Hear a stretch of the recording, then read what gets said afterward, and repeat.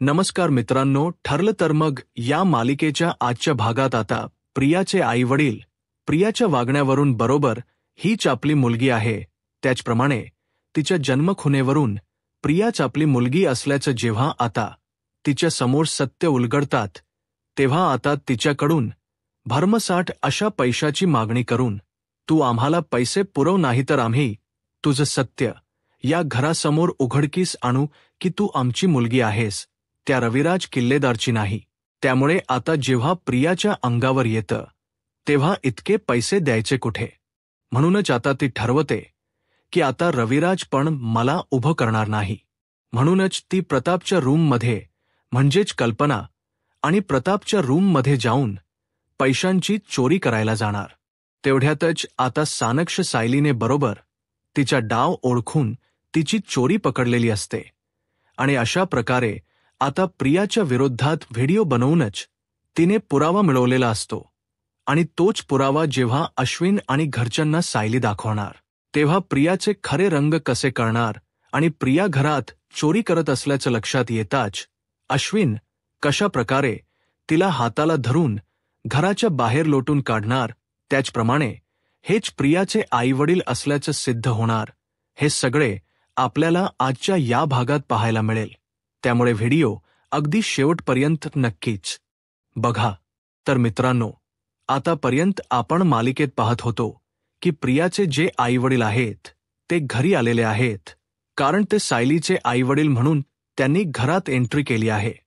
परंतु इथे नियती रविराज, प्रतिमा आणि सायली या दोघांनाही म्हणजेच तिघांनाही एकत्र सत आणत आहेत आणि रविराजने तूच माझी मुलगी म्हणून पुढच्या जन्मी तू ये असं सांगितल्यामुळे आता प्रियाचं ते नाक मुरडलं जाते आणि सायलीला तर खूप आनंद होतोय. म्हणजेच तिला एकेकाळी देव असा संकेत देतोय असं वाटतंय, कारण अचानक इतक्या लवकर माझे आईवडील अर्जुन सर शोधत असताना मला सतत असं जाणवते की हेच माझे खरे आईवडील आहेत का, असा विचार आता तिच्या डोक्यामध्ये येत असतो. नंतर मग आता प्रिया विचार करते की आता हे सायलीचे म्हणजेच माझे आईवडील सायलीचे आईवडील म्हणून इथे घरात आले तर आहेतच, परंतु काय करायचं, कशा प्रकारे यांच सत्य माझ्यापर्यंत आलं नाही पाहिजे. म्हणजेच यांना मी त्यांची मुलगी आहे हे समजलं पाहिजे नाही, असं खरं तर आता प्रियाच्या डोक्यातच सुरू असतं. आता प्रतिमाला खरंच खूप कौतुक वाटत असतं की सायली, तुझे आईवडील तुला सापडले, परंतु कितीही काही झालं तरीही आम्हाला तू आमच्या मुलगीसारखीच आहे असं प्रतिमा सांगते. आणि त्यामुळे सायलीला आता आईवडील मिळाल्याचा आनंद हा असतोच, परंतु इतका मनापासून नाही, कारण तिला ते तिचे आईवडील हे वाटतच नसतात. म्हणजे जो फील, जी माया तिला रविराज आणि प्रतिमामध्ये मिळते, ती माया त्या लोखंडे कुटुंबामध्ये मिळत नाही. त्यामुळे तिला जरा वेगळं वाटत असतं.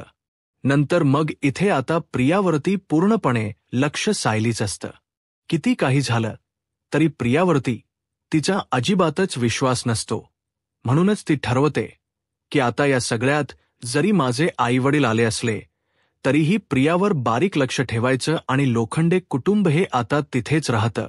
म्हणजेच अर्जुन त्यांना सांगतो की तुम्ही सायलीचे आईवडील आहात, त्यामुळे तुम्ही दोघेही काही दिवस इथेच राहा, सायलीला तेवढंच बरं वाटेल, म्हणजे तुम्ही तुमचं दुकान बंद ठेवा असं सजेशन दिल्यानंतर लोखंडे फॅमिली हसत हसत तयार होते. कारण काय आहे की त्यांना हेच तर अनुभवायचं असतं, श्रीमंतांचं जीवन, पैसा हे त्यांच्यासाठी अगदी सगळं काही स्वप्नवतच असतं. म्हणूनच ते ठरवतात की ठीक आहे, चालेल, आम्ही इथे राहतो. आणि सायलीला जरास हे खटकतं कुठेतरी, कारण जर मी त्यांची मुलगी आणि जर मला असं वाटत असतं, म्हणजेच मधुभाऊ कसे आहेत, मान तसेच हे देखील असायला हवे होते. म्हणजे जर त्यांचा जावई त्यांना सांगतोय तर मग त्यांनी म्हणजे सुरुवातीला तर नकार द्यायला हवा होता. त्यांच्या मनात किती असलं मुलीबरोबर राहण्याचं तरीही सुरुवातीला तरी त्यांनी नकार द्यायला हवा होता, परंतु तसे ते काहीही करत नाहीत. मग त्यावेळेला सायलीला पाहून त्यांना आनंदच होतो की आता ना आम्ही तुझ्याबरोबर राहणार, खूप मजा करणार.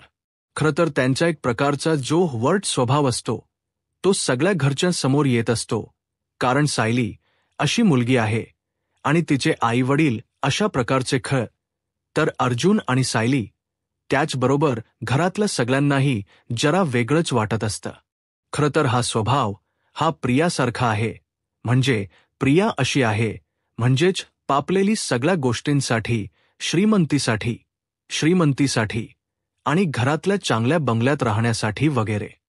तेव्हा मग आता हे सगळं होत असताना रुखंडे हे प्रियाला बघतात आणि ती मैनावती जाऊन विचारते की, काय ग मुली, अगं त्या दिवशी तू आमच्या घरी आली होतीस का?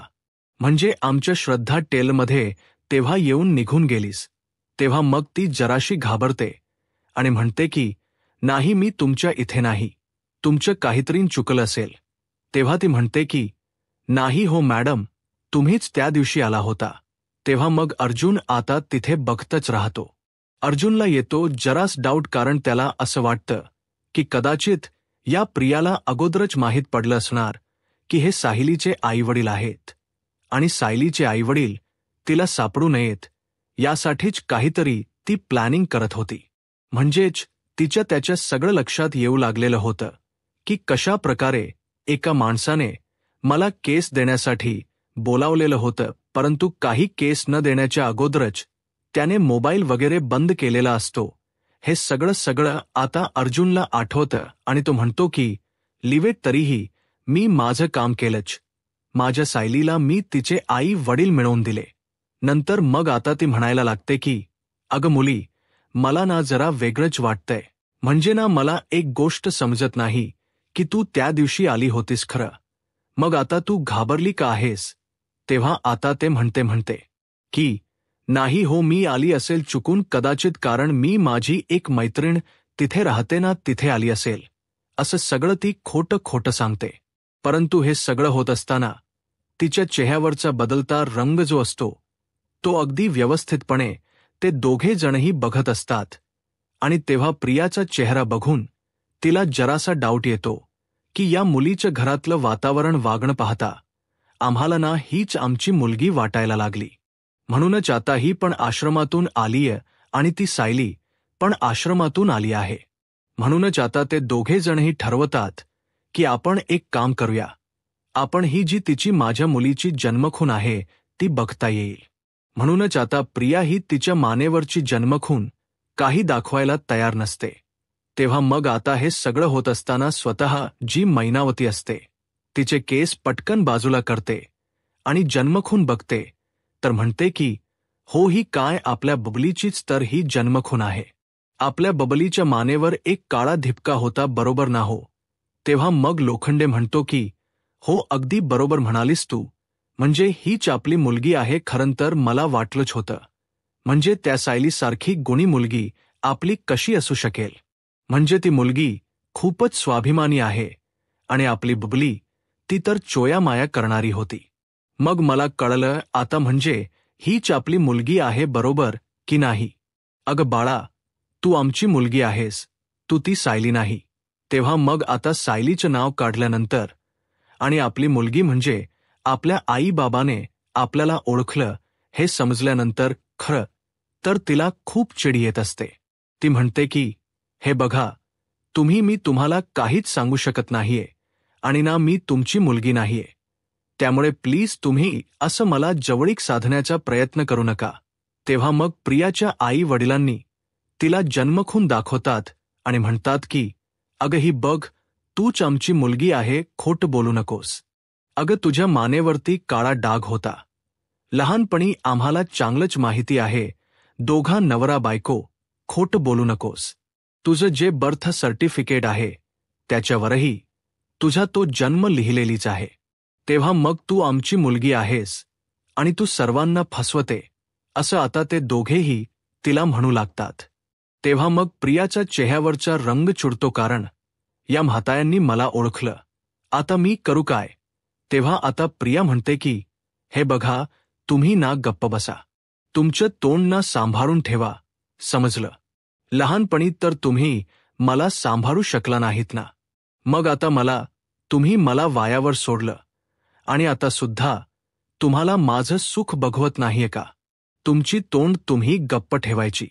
जसं सर्वजण समजता येईल की सायली तुमची मुलगी आहे ना, तसंच तुम्ही सुद्धा सांगायचं समजलं की सायली तुमची मुलगी आहे आणि माझ्यापासून तसंच दूरही राहायचं. म्हणून आता ती त्या म्हाताऱ्यांना ओरडते आणि प्रिया स्वतःच्या ख्या आई वडिलांवर सुद्धा इतकी भडकते आणि त्यांच्यावरही तिची अजिबातच माया नसते. ती फक्त पैशाला पापलेली असते. आणि आता हे सर्व काही पाहून प्रियाच्या आई वडिलांना खूपच वाईट वाटतं की आपली मुलगी ही आपल्याशी कसं वागते. ती बिचारी सायली ही आमची रक्ताची मुलगी नसूनही ती खरंच खूप सगळ्यांशी चांगलं वागते, प्रेमाने वागते, इतकी सेवा करते आई वडील समजून, आणि त्या मुलीला फसवणं हे योग्य नाहीये असं सरळ ती प्रियाला बोलून दाखवते. तेव्हा मग आता हे सगळं बघून प्रियाच्या आई वडील देखील तिच्या वरच असतात. ते म्हणतात की हे बघ, मी आता तुला एक गोष्ट सांगतो, तू काय एकटीच या सुखाचा संपत्तीचा फायदा घेणार? आमची मुलगी आहेस ना, आम्ही जन्म दिलाय तर आम्हालाही काहीतरी मिळायला हवं. तू एकटाच नाही घेऊ शकत. आम्हाला काय मिळणार? कारण प्रियाला प्रियाच्या बापाला तर पहिल्यापासून फक्त आणि फक्त पैसे हवे असतात. आणि मग हे सगळं होत असताना प्रिया म्हणते की तुम्हाला काही मिळणार नाही, खुटकी कवडी निघा इथून. आता तुम्हाला या घरात राहायला मिळतं ना, तेच खूप झालं. चांगलं खायला पिळायला मिळतं ना, त्या झोपडीपेक्षा. मग गप्प बसून इथे खा, समजलं? जास्त वटवट करायची नाही, जास्त शहाणपण करायचं नाही. त्यावर आता प्रियाचे बाबा म्हणतात की हो का, ठीक आहे. मग असंच असेल तर तूही असं वागणार असेल तर आम्ही सगळं तुझ्या घरच्यांना खरं सांगून टाकतो की तू आमची मुलगी आहे, त्या वकिलाची नाही आहेस. मग आता हे ऐकल्यानंतर प्रिया डोक्याला हात लावते आणि मग ती शहाणपणा करत असताना म्हणते की तुम्ही जास्त बोलताय का? तेव्हा मग आता तो म्हणतो की ठीक आहे, तुला असं वाटत असेल तर जाऊ दे. मग आता प्रियाही त्यांच्या अंगावर खरंतर धावून जात असते. परंतु प्रियाचे बाबाही काही कमी नसतात. ते पटकन तिचा हात धरतात आणि म्हणतात की हे बघ, जास्त पाहू नकोस, आणि तिला पटकन कानाखालीच वाजवून देतात आणि म्हणतात की जे काम सांगितलंय तेवढं करायचं बघ. अगं, तुझे आईवडील आहोत, तुला बरोबर पुरवू नको आम्ही. तुला काय वाटलं की तू या श्रीमंतांना फसवशील, पण आम्हाला अजिबात फसवू शकत नाही. हे बघ, आम्हाला बाकी काही माहीत नाही. आम्हाला पैसे दे, नाहीतर आमची तोंड गप्प राहणार नाहीत. आम्ही सगळं सत्य सांगून टाकू. दोघांमध्ये खूप वाद होतात. तेव्हा अश्विन हा रूमवर येत असतो आणि त्याच्या कानावर सगळं पडतं. तो दाराच्या कडेला उभा राहून सगळं ऐकत असतो, चोरून ऐकत असतो. तेव्हा आता प्रियाचे बाबा म्हणतात की आम्हाला पैसे हवेत. पण प्रिया घाबरत म्हणते की कसले पैसे? अहो, माझ्याकडे इथे पैसे नाहीयेत. तिच्याकडे नसतातच पैसे, कारण रविराजने पण तिला प्रॉपर्टीमधून अगदी बेदखल करून टाकलेलं असतं. तिच्यासाठी त्याचे दारही बंद असतात. मग आता लगेचच पुढे किल्लेदार सुद्धा तिला उभे करायला तयार नसतात. आता अश्विनने ऐकलेलं असतं. अश्विन म्हणतो की काय सायलीचे आई बाबा तुझ्याकडे पैसे मागतात? तेव्हा मग ती म्हणते की अरे अश्विन, त्याचं काय झालं ना की त्यांच्याकडे त्यांच्या कामासाठी काही पैसे नव्हते, म्हणूनच त्यांनी ते मला विचारलं. म्हणजे त्यांना असं वाटलं ना की मी या घराची मालकीन आहे वगैरे, म्हणूनच मग ते माझ्याकडे पैसे मागत होते. मग अश्विन विचारतो की खरंच ना, म्हणजे ते तुला काही धमकी वगैरे तर देत नव्हते ना? तेव्हा प्रिया म्हणते की अरे तिचे काही नाही, असं काहीच नाही. आता मग हे सगळं बोलत असताना प्रियाच्या वडिलांनी खरंतर प्रियाला धमकीच दिलेली असते आणि म्हणालेले असतात की तुला मला जर सगळं सत्य सांगायचं नाहीये सगळ्यांना तर पैसे द्यायचे, नाहीतर तुझं सगळं सत्य आम्ही सगळ्या जगासमोर ओरडून सांगू. अश्विन म्हणतो की तन्वी, मला तू जराशी घाबरलेली दिसतेस. नक्की काय झालंय? काही प्रॉब्लेम आहे का? मला सांग जर काही प्रॉब्लेम असेल तर. त्यावेळेला मग ती म्हणते की नाहीची अश्विन, कसला प्रॉब्लेम? काहीच नाही. अरे त्यांना ना फक्त मदत करायची होती. पण मी त्यांना सांगितलं की तर आमच्याही प्रॉब्लेम चालू आहे, म्हणून मी पैसे देऊ शकत नाही. मग बघू मागू देत. सायरीला मागायचे तर पैसे. त्यांच्या ख्या मुलीला पैसे मागितले तर काय होणार आहे असं सांगितल्यावर आता अश्विन म्हणतो की बरं जाऊ दे, तू ना त्यांना मदत टच खरंतर करू नकोस, नाहीतर उगीचच तुला घरातले म्हणतील की तू काहीतरी चुकीचं करतेस. त्यापेक्षा सायलीच्या आई वडिलांच बघू दे, त्यांना काय बघायचं ते, आणि तू उगीचच या सगळ्यात पडू नकोस असं अश्विन अगदी साळसूतपणाने तिला समजवतो. परंतु प्रियाचा प्लॅन मात्र वेगळाच असतो. आता प्रियाच्या डोक्यात टेन्शन असतं की काय करायचं, म्हणजे पैसे कसे द्यायचे म्हातायांना, नाहीतर यांची तोंड काही गप्प राहणार नाहीत. हे माझ्या वरचढ दिसतायत मला, आणि खरं तर माझेच आई वडील ना, मला त्यांनीच जन्म दिलाय, तर माझ्यासारखंच वागणं आणि माझ्यासारखाच नीचपणा हा यांच्यातही असणारच आहे. म्हणून यांनी जर तोंड उघडलं तर काय करू. तेव्हा मग तिथे तेवढ्यातच तिचे विचार सुरू असताना प्रताप आलेला असतो, आणि प्रताप म्हणतो की कल्पना, अगं हे बघ, मला ना जरा अर्जंट फॅक्टरीमध्ये जावं लागतंय. तेव्हा मग ती म्हणते की हो ना, जा मग. मग कल्पना त्याला म्हणते की काही प्रॉब्लेम नाही ना. तेव्हा तो म्हणतो की हे बघ कल्पना, आपलं जे लॉकर आहे ना पैशांचं, तिथे जरा मी 10 लाख रुपये कॅश ठेवली. आज मी व्हिडिओ काढला कारण की याचा अर्थ ती प्रिया आहे ना, मला माहिती ती कधीही स्वीकारणार नाही की ती चोरी वगैरे करते म्हणून. या उलट ते दुसऱ्या कोणावर तरी हे सगळं टाकून मोकळे होईल. कदाचित आज माझे आई बाबा तिला मिळाले होते, म्हणजेच ते इथे घरी राहायला आलेत, तर ही चोरी तिने त्यांच्या अंगावर ढकलून टाकली असते. मी हिला चांगलंच ओळखते, कारण मागे मधुभाऊंच्या अंगावर प्रियाने बऱ्याच चोया ढकलून टाकल्या आहेत. तेव्हा सगळ्यांना आठवतात ते सीन की कशा प्रकारे प्रियाने मुद्दामच मधुभाऊंना चोर ठरवून घरात कांगावा केलेला असतो. आता हे सगळ्यांना आठवतं, आणि मग ते म्हणतात की हे काय करत होतीस तू तन्वी आमच्या खोलीमध्ये. तेव्हा सायली म्हणते की चोरी बाबा, ही ना मुलगी घरात चोरी करायला लागली, म्हणजे हिच्याकडे पैसे नाहीयेत म्हणून ही खरंतर घरात चोरी करायला लागली. तेवढ्यात अश्विन रूम मधून येतो. काय चाललंय, कसला आरडाओरडा चाललाय, आणि तन्वी, तुझ्या नावाने सगळे का बरं ओरडतायत. तेव्हा मग तन्वी काहीच बोलत नाही, ती गप्पच असते. अश्विनला आता सायलीच म्हणते की अहो अश्विन भाऊजी, काय बोलणार आहे ही, हिची चोरी पकडली गेली म्हटल्यावर हिला काही बोलता येणार आहे का. काहीच नाही बोलणार ती. तेव्हा आता प्रिया तिच्याकडे रागाने दातोट खाऊनच बघत असते. तेव्हा मग आता अश्विन म्हणतो की काय चाललंय तुझं सायली, म्हणजे कितीही काही झालं तरीही तू प्रियाला बदनाम करण्याचं सोडणार नाहीस का. तेव्हा ती म्हणते की अच्छा, म्हणजे मी बदनाम करतीये का.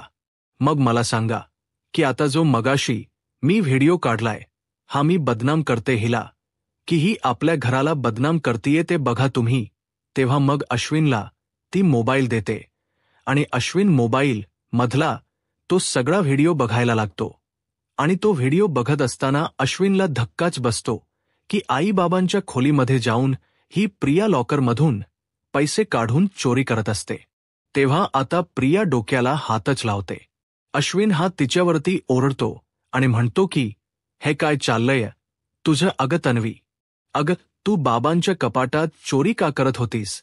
तेव्हा मग आता लगेचच ती पुन्हा रडायला आखांतांडो करते की प्लीज माझं ऐकून घे अश्विन. मग तो म्हणतो की अगं तू चोरी करतीस नाही. तेव्हा तो चिडलेला असतो. प्रताप आणि कल्पना म्हणतात की बघ, अरे आता तरी तू डोळे उघड. त्या सायलीने हा जो पुरावा दाखवलाय तो डोळे उघडून नीट बघ. तुझी बायको कुठल्या चालीची आहे ते बघ जरा. तुला वाटतं की ती खरंच खूप साधी भोळी आहे, परंतु तसे नाही. आता तिला कोणत्या कारणासाठी पैसे हवे असतील आम्हाला माहीत नाही, परंतु ती चोरी करण्याइतपत तिची मजल गेली आहे. तेव्हा मग प्रिया म्हणते की नाही नाही, प्लीज आई बाबा, तुम्ही मला चोर नका ठरवू, प्लीज प्लीज. तेव्हा ते दोघेही ओरडतात आणि म्हणतात की गप्प बस, अजिबात चोर म्हणून चोर मुलीशी आम्हाला बोलायचं नाही. अगं तू खरंच आता रविराजची आणि प्रतिमाची मुलगी आहेस ना? याबद्दलच आम्हाला डाऊट यायला लागलाय. अगं तू त्यांची मुलगी आहेस की नक्की आहेस तरी कोण? खरंच आम्हालाही समजत नाही आणि इतक्या तराला जाऊन तू कसं काय वागू शकतेस? तेव्हा मग आता प्रिया म्हणते की नाही प्लीज अश्विन, माझं ऐकून घे. अरे माझ्याकडे पैसे नव्हते म्हणून. तेव्हा मग आता लगेचच अर्जुन म्हणतो की बघितलं, चोराने स्वतःच्या तोंडूनच कबूल केले की पैसे नव्हते म्हणून ही चोरी करायला गेली होती. अश्विन ओरडतो आणि म्हणतो की अगं पण जर तुझ्याकडे पैसे नव्हतेच तर मग तू मला सांगायचं होतस ना की मला पैसे हवेत म्हणून. काहीतरी केलं असतं, काहीतरी आपण मॅनेज केलं असतं, पण दिले असते तुला पैसे. पण तू हे अशा प्रकारे चोरी करणं हे योग्य नाहीये. आता अश्विन पण तिच्यावर बोट दाखवतो आणि म्हणतो की आता तर माझ्या लक्षात येतंय की तू खूप मोठी चूक केली आहेस आणि हा पुरावा माझ्याकडे आहे. त्यामुळे मी आता काहीही कोणाला बोलू शकणार नाहीये. आणि तन्वी, मी तुझी बाजू पण नाही घेऊ शकत कारण की तू खूप चुकीची वागली आहेस. आणि म्हणूनच आता अश्विन तिच्यावर भयंकर चिडलेला असतो आणि म्हणतो की नाही काही झालं तरीही आता या बाबतीत मुलीची साथ देऊ शकत नाही. अश्विन हा आता तन्वीवरती भयंकर चिडलेला असतो आणि म्हणतो की तन्वी, आता मला खरंच तुझी खूप चिड येते आणि खूप राग येतो तुझ्याकडे बघून.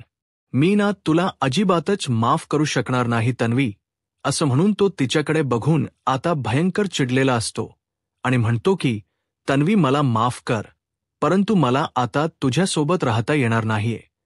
कारण अशा मुलीबरोबर संसार करणं हे मला खूप कठीण जाणार आहे. मला माझ्या घरच्यांच्या नजरा झेलावा लागणार आहेच. एक चोर मुलगी म्हणून त्यांनी त्यांच्या घरात मी एक माझी बायको किंवा त्यांची सून म्हणून ठेवू शकत नाही. म्हणून आता तुला इथल्या इथून आता घराच्या बाहेर निघावं लागेल. असं ऐकल्यानंतर आता प्रियाला धक्काच बसतो. म्हणजे आता प्रियाची कुठेच काहीच हालत झालेली नसते. म्हणजेच खरं तर आपल्या आई वडिलांची आता जायची, त्यांच्याकडे जायची दशा येते की काय अशी परिस्थिती तिची झालेली असते. सगळ्यांनीच आता प्रियाला चांगलंच वटणीवर आणण्यासाठी, धडा शिकवण्यासाठी आता प्रियाला सगळ्यांनी घराबाहेर काढलेलं असतं. आता पुढे काय होईल हे पाहायला आत्ताच माझा महाराष्ट्र या यूट्यूब चॅनलला सबस्क्राईब करा. धन्यवाद.